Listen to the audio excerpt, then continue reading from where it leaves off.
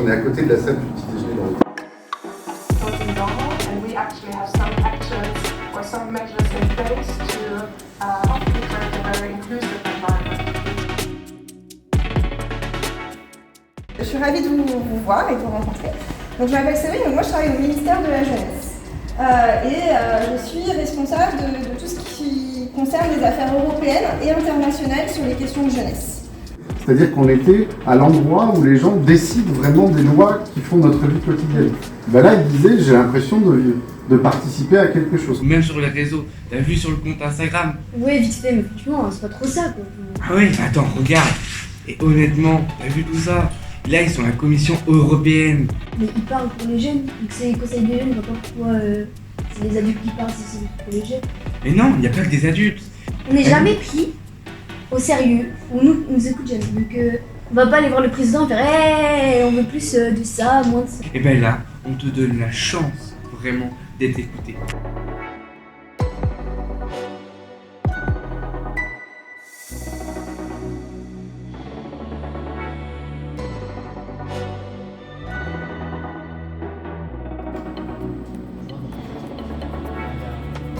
Au Conseil national, on voit un peu quels sont les résultats et après on organise par exemple des événements comme le Festival Provoque. Ici, tout le monde est la même. Ici, je peux rigoler avec moi-même et aussi avec un autre. C'est pas un problème. Et ça ouvre les portes. Et puis ça ouvre et c'est une... chaque fois, on devient une famille.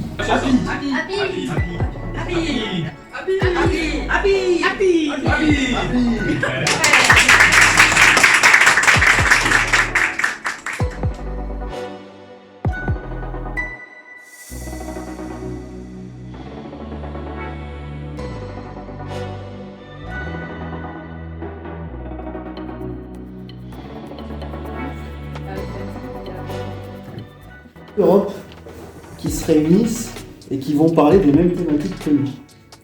Donc, il y a des jeunes qui vont représenter la Belgique, d'autres qui vont représenter l'Allemagne, etc.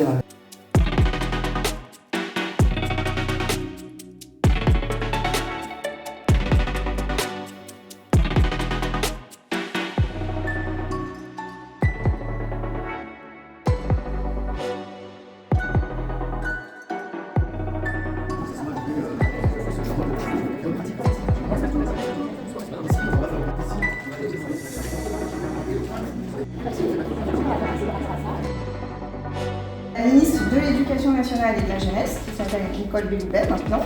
C'est assez récent, puisqu'elle a été nommée il y a quelques semaines. Et puis j'ai une deuxième chef, c'est la ministre de l'Enfance, la Jeunesse et la Famille, qui s'appelle Sarah El Haïry, qui a déjà été ministre de la Jeunesse, donc elle connaît bien tous nos travaux, et elle connaît le dialogue de jeunesse parce que quand elle était ministre, la France a organisé une conférence comme la conférence européenne de la jeunesse. C'était mon équipe et moi qui organisions cette conférence, c'était en 2022.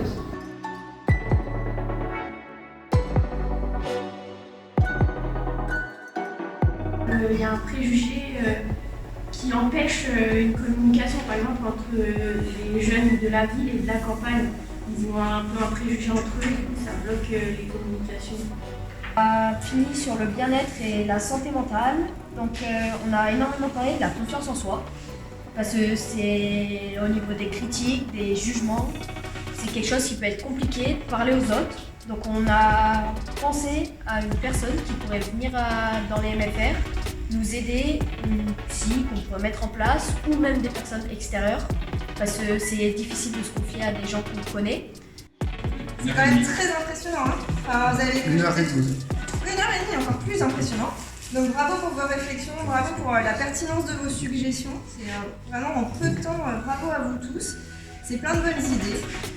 Il y a beaucoup de choses qui me rappellent ce que j'ai pu entendre à la conférence aussi. Vous êtes vraiment dans l'idée, comme les autres jeunes européens, vous êtes en plein dans ces problématiques. Bravo aussi à ceux qui ont osé prendre la parole pour présenter, parce que c'est pas un exercice facile. Donc vraiment bravo à vous tous, parce que de le faire comme ça au dernier moment, sans avoir eu trop de temps de préparer, bravo, c'est vraiment très chouette. Je pense que vous pouvez être fiers déjà de ce que vous avez fait en rien qu'1h30. Donc je suis très impressionnée, et puis vous pouvez aussi avoir confiance en vous. Voilà, encore une fois, bravo à vous tous pour...